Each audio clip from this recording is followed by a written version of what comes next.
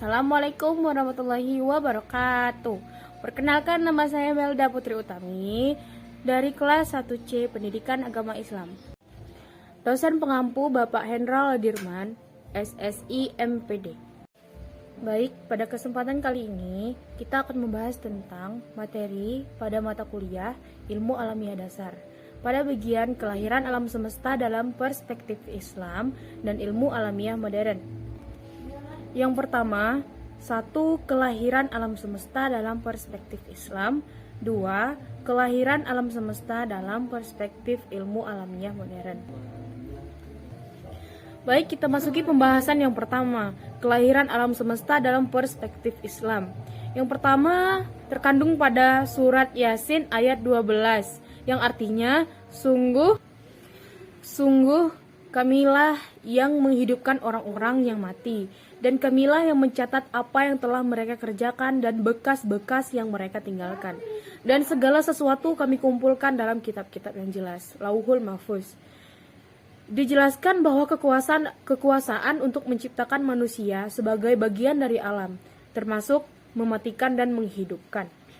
Kemudian terdapat juga penjelasannya pada surat Al-A'la ayat 2-3 yang artinya yang menciptakan lalu menyempurnakan penciptanya, yang menentukan kadar masing-masing dan memberi petunjuk.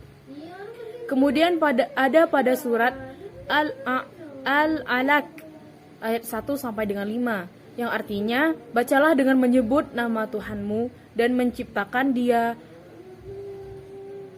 yang menciptakan. Dia telah menciptakan manusia dari segumpal darah.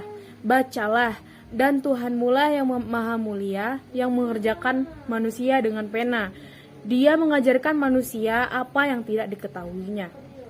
Kemudian dijelaskan kholak, yang artinya telah menciptakan, juga Rabbuka, yang artinya Tuhanmu. Juga terdapat pada surat Yunus ayat 101, katakanlah, perhatikanlah apa yang ada di langit dan di bumi. Tidakkah bermanfaat tanda-tanda kebesaran Allah dan rasul-rasul yang memberi peringatan bagi orang-orang yang tidak beriman. Penjelasannya, perintah kepada Nabi Muhammad SAW dan seluruh umat manusia agar mengadakan penelitian terhadap semua ciptaan Allah yang terdapat di langit dan di bumi, agar mengambil hikmah dan manfaat untuk kehidupan di dunia. Terdapat juga pada surah Al-Ghasyiyah ayat 17-20 yang artinya, maka tidakkah mereka memperhatikan unta bagaimana diciptakan, dan di langit bagaimana ditinggikan, dan di gunung-gunung bagaimana ditegakkan, dan bumi bagaimana dihamparkan.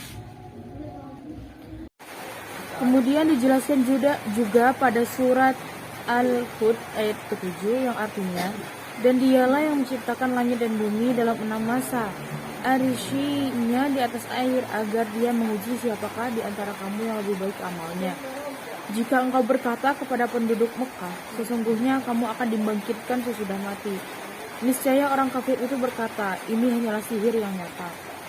Kemudian terdapat juga penjelasan pada surat As-Sajdah ayat 4, Allah yang menciptakan langit dan bumi dan apa yang ada di antara keduanya dalam 6 masa, kemudian Dia bersemayam di atas arsy. Bagimu tidak ada seorang pun penolong maupun pemberi syafaat, maka apakah kamu tidak memperhatikan?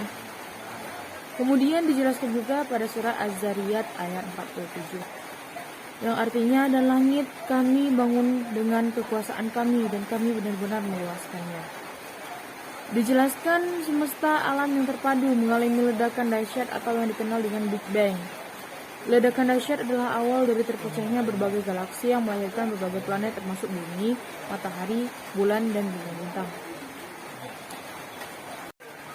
Baik, kita masuki ke pembahasan yang kedua, yaitu kelahiran alam semesta dalam perspektif ilmu alamiah dasar. Yang pertama, kejadian alam dapat dilihat dari dua perspektif. Yang pertama, perspektif Islam yang didasarkan oleh Al-Quran. Yang kedua, perspektif ilmu alam yang dihasilkan melalui berbagai penelitian para ilmuwan barat dan muslim. Ilmuwan yang pertama yaitu Al-Baikuni pada tahun 1983 menjelaskan bahwa dalam rangka penyusunan teori relativitasnya, Tahun 1917, Albert Einstein merumuskan suatu persamaan matematis yang diharapkannya dapat melukiskan sifat dan kelakuan alam semesta. Karena terpengaruh pemikiran pada waktu itu, persamaan yang dibuat Einstein yang melukiskan alam bersifat statis atau gagal menemukannya. Kemudian penyelesaian teori tersebut diselesaikan tahun 1922 oleh Friedman dengan menunjukkan persamaan Einstein yang melukiskan bahwa alam semesta tidak statis, melainkan berkembang. Kemudian Einstein mengubah persamaan yang asli dengan menambah satu angka hingga diperoleh hasil yang melukiskan alam yang statis. Kemudian, pengamatan Hubble pada galaksi di langit tahun 1929 dapat dibuktikan bahwa galaksi-galaksi tampak dari bumi saling berjauhan dan menjauhi bumi. Galaksi yang jauh, kecepatannya lebih besar daripada galaksi yang dekat, sebanding dengan jarak dari bumi. Dalam alam semesta ini terdapat berjuta-juta galaksi yang letaknya saling berjauhan, bahkan gerakan semakin menjauhi bumi. Alam semesta semakin bertambah luas terhadap proses terjadinya alam itu sendiri. Kemudian, tahap perkembangan teknologi hasil guna dan tepat guna. Hasil guna yaitu setiap yang dihasilkan oleh ilmu pengetahuan dan dilandasi oleh penelitian serta uji teruji di laboratorium HRS berguna bagi masyarakat.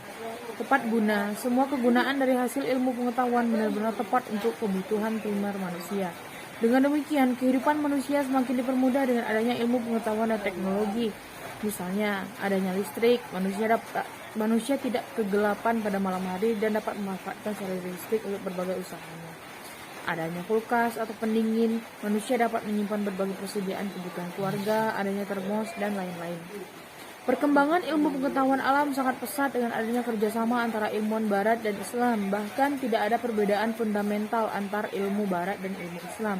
Sepanjang manfaatnya dirasakan positif bagi kehidupan manusia, kajian IPA berkaitan dengan hal-hal sebagai berikut. 1. Fisika, fisikis. 2. Kimia, chemistry. 3. Biologi, biological science. 4. Ilmu pengetahuan bumi dan antariksa. Kemudian pembahasan pada fisika, fisikis, yaitu ilmu pengetahuan yang mempelajari wujud benda mati dan sifat perubahan-perubahan yang temporer. Bagian-bagian fisika terdiri atas 1. Fisika murni, yaitu mekanika, panas, bunyi, cahaya, gelombang, listrik, dan magnet. Yang kedua, fisika terapan, teknik mekanik, teknik sipil, dan teknik listrik. Kemudian kimia, chemistry.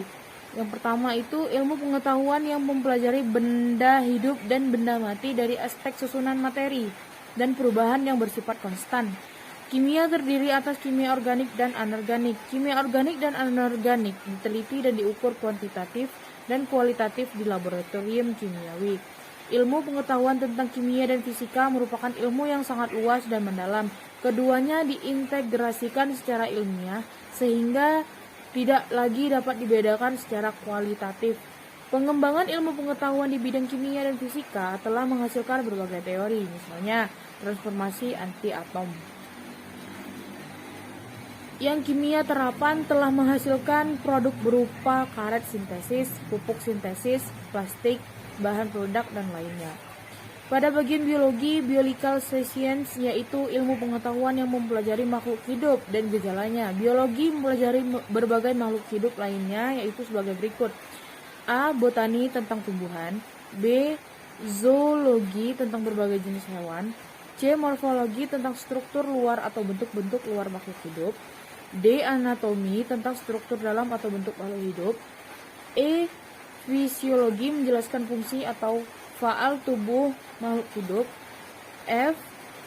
Sitologi tentang sel secara mendalam meliputi struktur molekuler dan lainnya.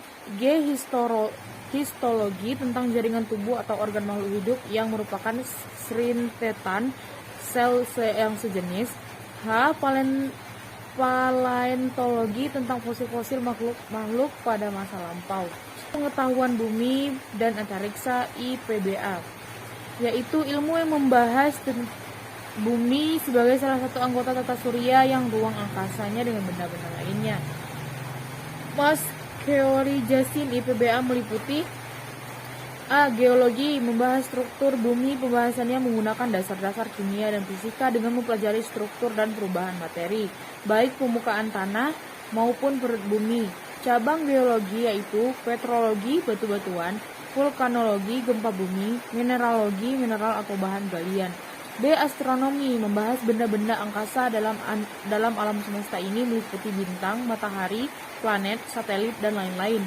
Penerapan praktis adalah dalam navigasi, perhitungan waktu, dan kalender. C. Geografi tentang muka bumi dan bentuk produk ekonomi sehubungan dengan makhluk hidup terutama manusia. Baik, sekian penjelasan dari saya. Jika terdapat kesalahan, mohon dimaafkan. Wabillahi taufiq wal hidayah. Waridha wal inayah. Wassalamualaikum warahmatullahi wabarakatuh.